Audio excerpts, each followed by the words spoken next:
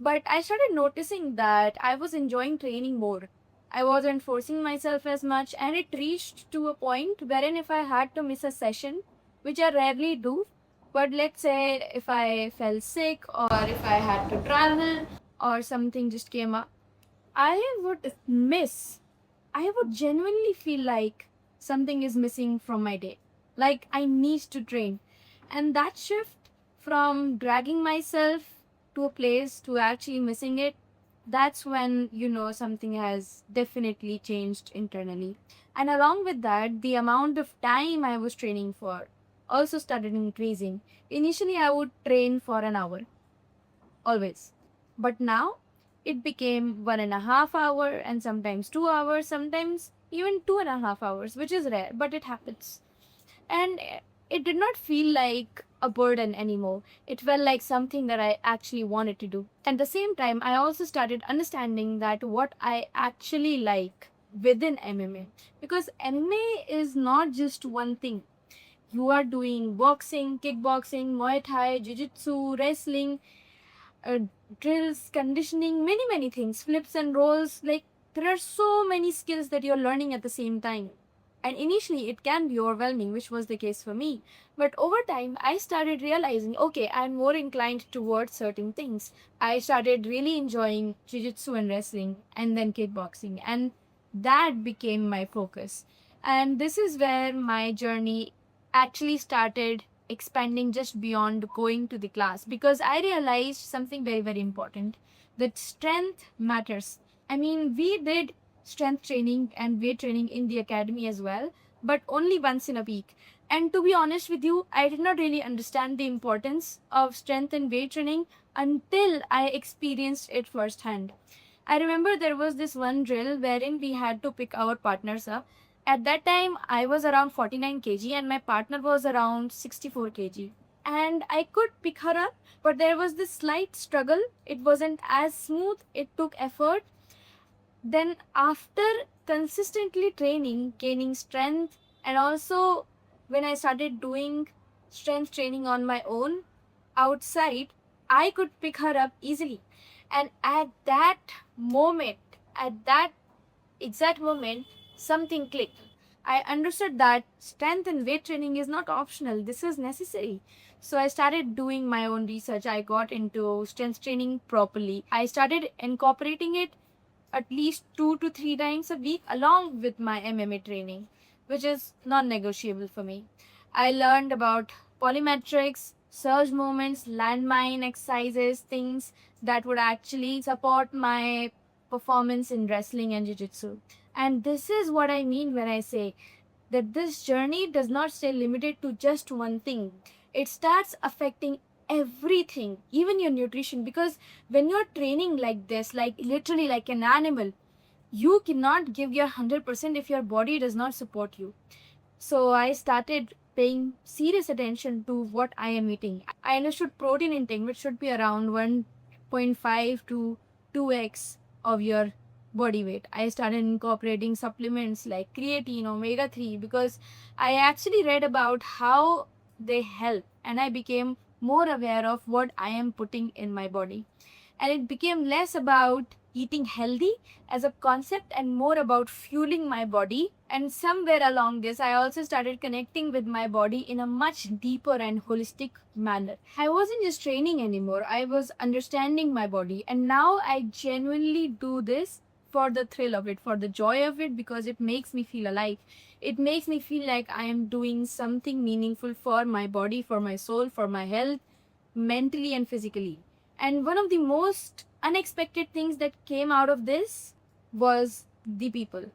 I met some of the most incredible people in this space. I met one of my closest friend in this academy itself. And for someone like me who came to this city completely alone, who was used to doing things alone, eating alone, going out alone, this was huge. I mean, I still enjoy my own company. I still have no problem being alone. But now I have people who are kind, supportive, and genuinely they want to see you grow. And I think that's one of the most underrated parts of joining something like this, the community that you get. And now I also want to address something which is very crucial. which is that I have seen that people have this stereotype that people who train MMA are very aggressive in real life, which is not true at all. I mean, at least not from what I have seen. The aggression that you see, the blood, the intensity, that stays within the training. And even that is control. It is according to your level. Nobody is going to throw you around if you're a beginner and they are advanced. People understand. And if they don't, you have every right to speak up.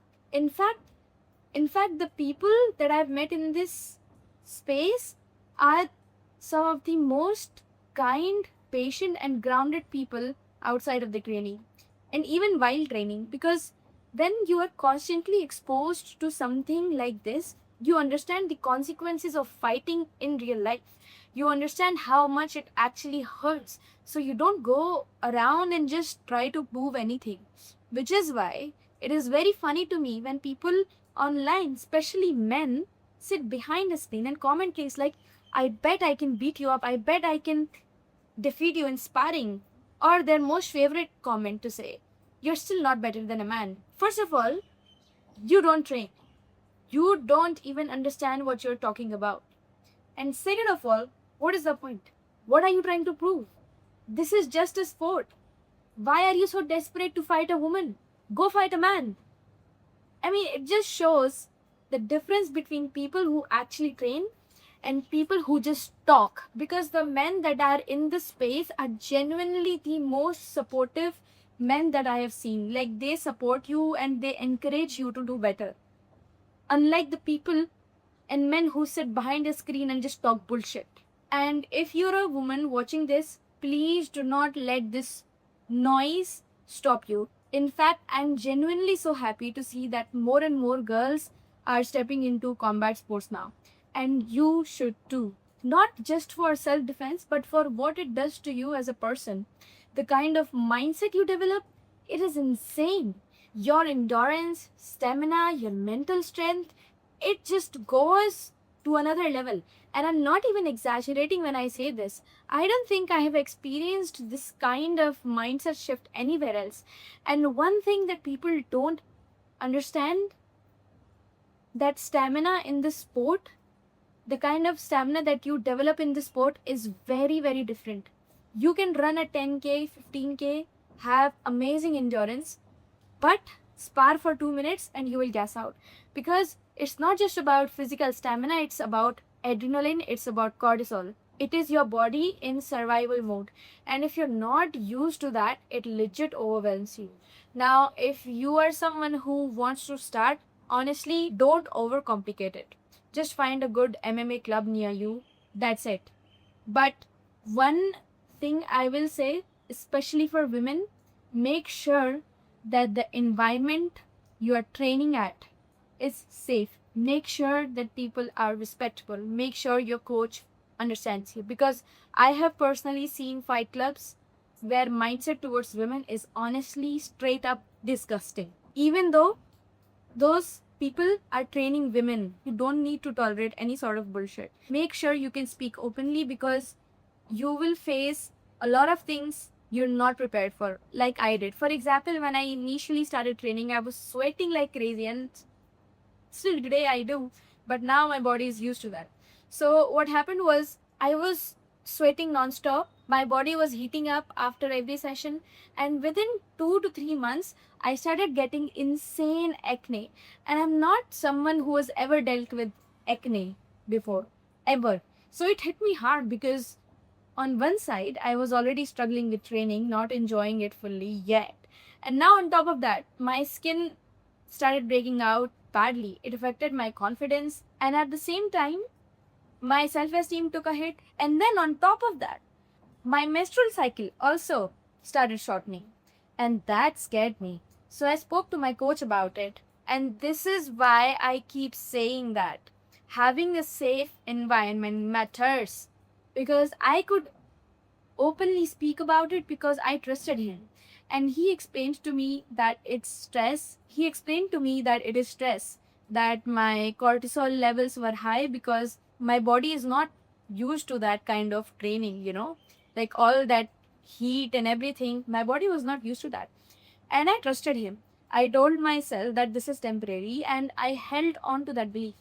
And eventually, that phase also passed. My body adapted, the acne went away, my system regulated itself, my menstrual cycle also came back to its normal length, and I came out of that phase feeling stronger, not just physically but also mentally. And now, when I look at myself, I can see visible changes as well. I have gained muscles, my body feels stronger, I feel more confident in my own self, in my own skin, and more than anything, I feel capable. Like, genuinely, I feel like I can do anything, even if I've never done it before. I mean, I'm not talking overconfidence, but there is this just belief that I've developed in myself that I can do anything. And I think that is one of the biggest things this journey has given me. Now, to answer one of the most practical questions that I get is, what clothing should you wear if you are doing MMA? I'll tell you, don't overthink it. You don't need anything fancy, just 2 to 3 t-shirts or tank tops and 2 to 3 shorts. Make sure you're comfortable and you can move easily without any restriction. And yeah, just one more thing that I would want to add is that if you can, then try to get your athleisure wear, which is cotton based, because when you're sweating a lot, your pores get opened up. So when you're wearing like polyester and stuff like that, it gets absorbed in your body, which is not good. So try to get cotton based stuff, which is good. Now, this journey really doesn't have an end. You just keep getting better and better at it. And I can honestly say that MMA is one of the best investments I have made for myself, for my body, for my health, for my mental health, everything. And I'm genuinely grateful that I started this journey. And now, if you have any more questions, and if there's anything that I missed, and if you want to know anything else, drop it in the comments. I'll probably make another video answering those questions if there are too many, or I'll just answer it to you right away.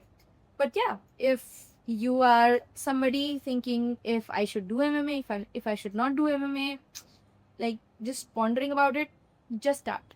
Just start. You will be so thankful to yourself that you did it.